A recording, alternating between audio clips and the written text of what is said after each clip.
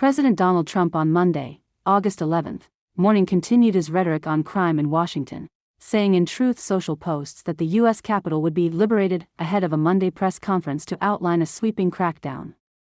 The Democratic mayor of Washington, Muriel, pushed back on Trump's claims, saying the city is not experiencing a crime spike and highlighting that violent crime has fallen to a 30-year low.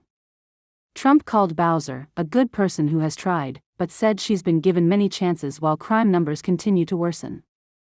Violent crime fell 26% in the first 7 months of 2025 and overall crime dropped 7%, according to the city's police department. But gun violence remains an issue. In 2023, Washington had the third highest gun homicide rate among U.S. cities with populations over 500,000, according to gun control advocacy group Everytown for Gun Safety. Over the past week, Trump has intensified his messaging, demanding the swift eviction of homeless residents and vowing to jail offenders.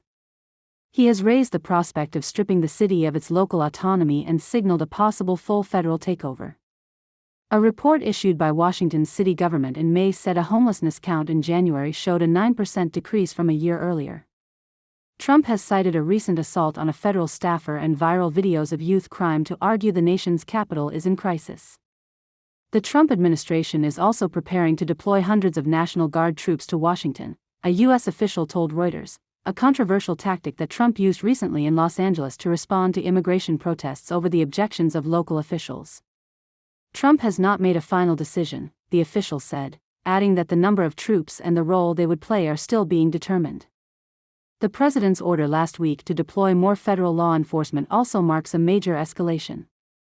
Officers from over a dozen agencies, including the FBI, ICE, DEA, and ATF, have already spread across the city.